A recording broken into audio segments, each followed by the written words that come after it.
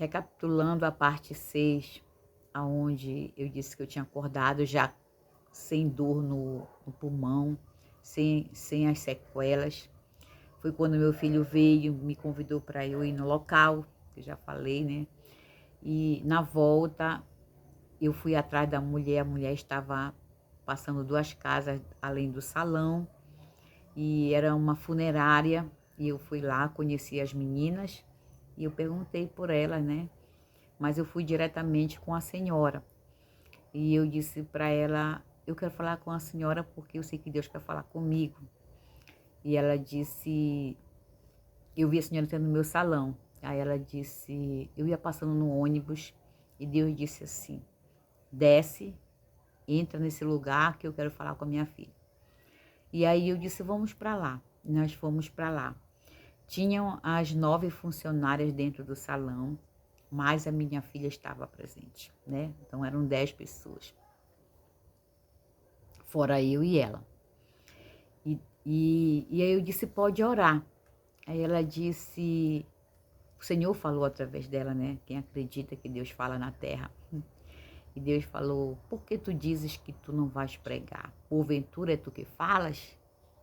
Por que tu falas do teu fruto? Ele falou, por que tu dizes do teu fruto? Porventura é tu que liberta? Faz a minha obra, quem liberta sou eu. Por que ela falou isso? Porque só Deus sabia que eu falava para Deus que não era eu, que eu não, o que eu ia pregar, o que eu ia falar com uma voz baixa e compassada. E eu sempre falava, como é que eu vou pregar se não vão dizer para mim, por que ela não prega para a filha dela?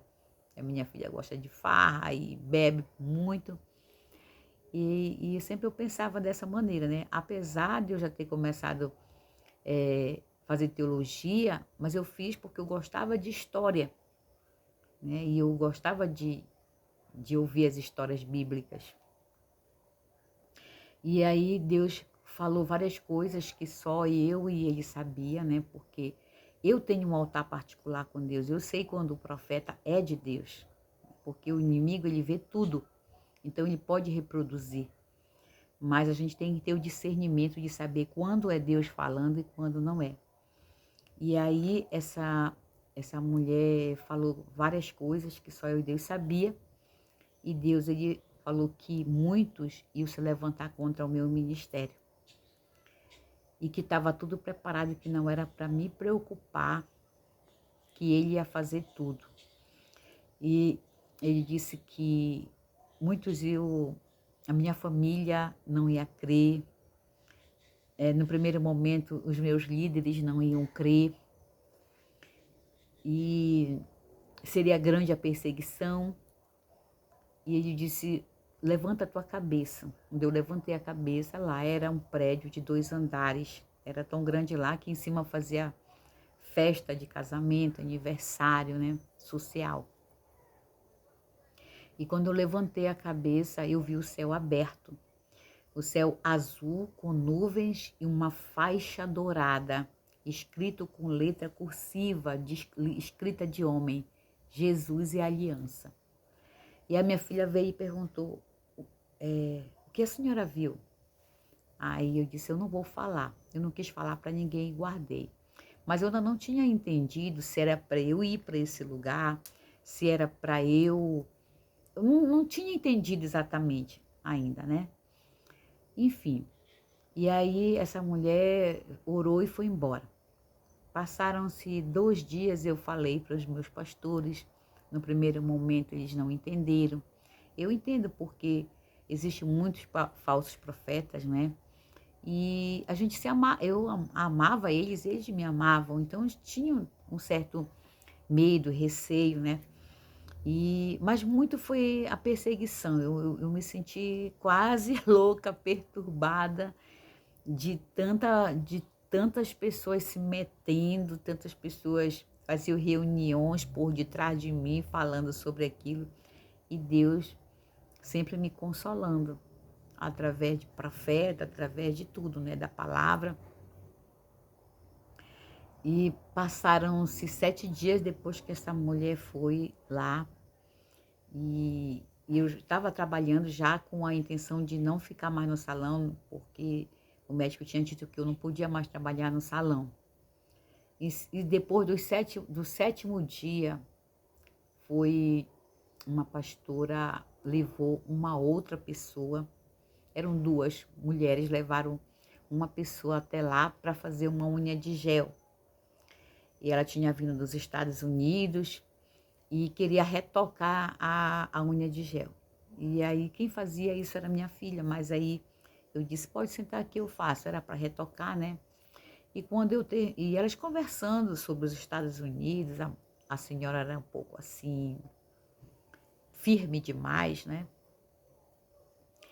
E aí ela disse, ó, eu gostei da unha. Tu fazes mega hair? Eu disse, faço. Olha, tenho que tirar, tem que alisar meu cabelo e colocar novamente.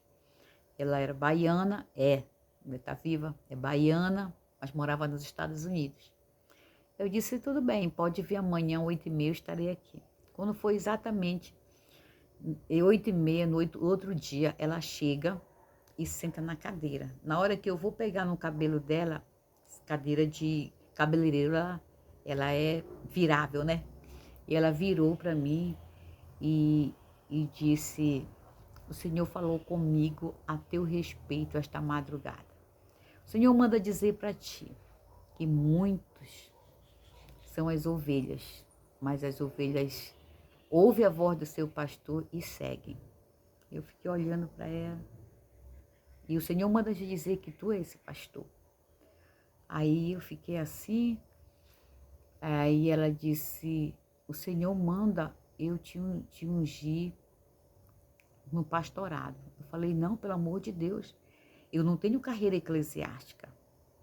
Ela disse, tu ainda aguenta mais um pouco? Tu aguenta sofrer mais um pouco? Aí ela falou tantas as coisas que Deus falava comigo, no profundo e no oculto. Ela disse que Deus estava tirando do meio do campo, né, um Davi. Estava tirando do meio do campo um Amós. Tinha chamado. E eu já sabia disso. Só que eu ficava relutando. E estava tudo preparado.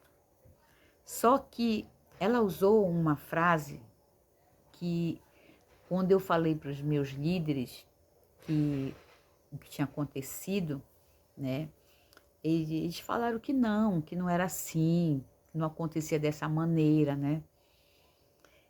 Mas eu entendo que foi por cuidado. E aí, quando eu desci a escada, quando eu estava lá conversando com eles, eu desci a escada da igreja e uma pessoa me abraçou, uma garota, uma menina, me abraçou e disse que era para eu ouvir a voz de Deus, não a do homem. E eu fui embora. E essa moça falou isso, e quando essa mulher falou comigo, que eu disse que não, ela disse que era para eu ouvir a voz de Deus, não do homem. E que Deus iria preparar. Então, tinha uma concordância em todas as pessoas que Deus usava como profecia, né?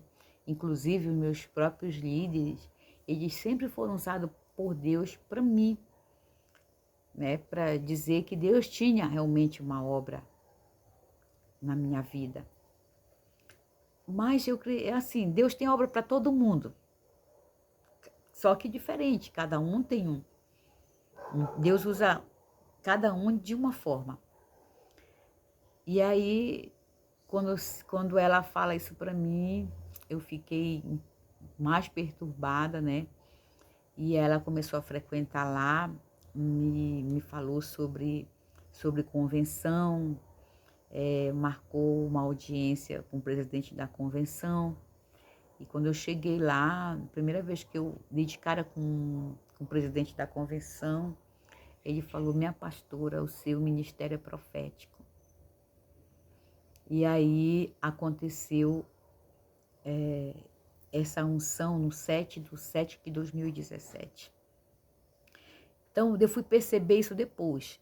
E eu entendi que de 7 em 7 anos acontece sempre alguma coisa alguma coisa na minha vida, né? Tanto foi com 7 anos eu comecei a ver, com 14 anos Deus fala comigo através da Bíblia, e assim foi. Então, um número que persiste na minha vida, né? E, e assim eu fui para lá num dia em que eu estava relutando muito para não ir, mas eu tinha decidido não ir, ser ungida, né? E ainda fiquei trabalhando nesse dia. Ela marcou para eu estar lá 3 horas da tarde, mas quando foi 5 da tarde, eu tive um congelamento, assim, um temor tão grande no meu corpo, que eu saí correndo, só fiz trocar de roupa, troquei o sapato, peguei um táxi e fui para lá. Eu não sabia exatamente como era. Quando eu cheguei lá, estava rolando lá um culto muito grande, de unção, de convenção. Primeira vez que eu vi. E eu me sentei lá, né? A pessoa me levou numa determinada cadeira, eu sentei. E quando chamaram meu nome, eu parece que eu estava pisando, ia pisar num buraco. Eu não conseguia nem andar. Parece que eu estava perdida. Mas quando derramou o óleo na minha cabeça, eu tive uma sensação que o meu corpo ia explodir, assim. Eu senti uma força, uma energia tão grande que eu pensei que eu não fosse suportar, não fosse aguentar, né?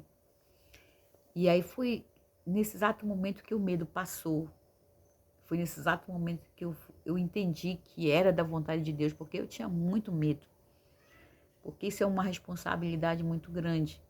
Até porque pastorado não é que todo mundo pensa, né?